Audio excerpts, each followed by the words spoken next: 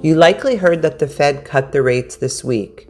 Many of you have been reaching out asking how this translates to mortgages. I'm going to break it down. The Federal Reserve sets borrowing costs for shorter-term loans by charging its federal funds rate. This rate dictates how much banks pay each other in interest to borrow funds from their reserves, which is kept in the Fed on an overnight basis. While this rate isn't the same rate you'll be paying for your mortgage, they are related. As the cost for banks to borrow increases or decreases, the cost for you to borrow tends to follow suit.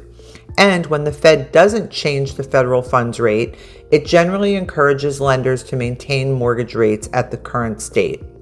For example, in 2022 and 2023, the Fed increased this key interest rate to help calm inflation, hikes that made it more costly for Americans to borrow money or take out credit.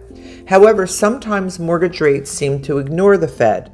While the Fed cut interest rates 3 times at the end of 2024, mortgage rates remained relatively high and even increased. That's because fixed-rate mortgages, the most popular type of mortgage, does not mirror the federal funds rate.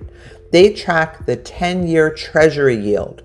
When that goes up or down, fixed-rate mortgages follow suit. Again, not the same rate, but they follow suit.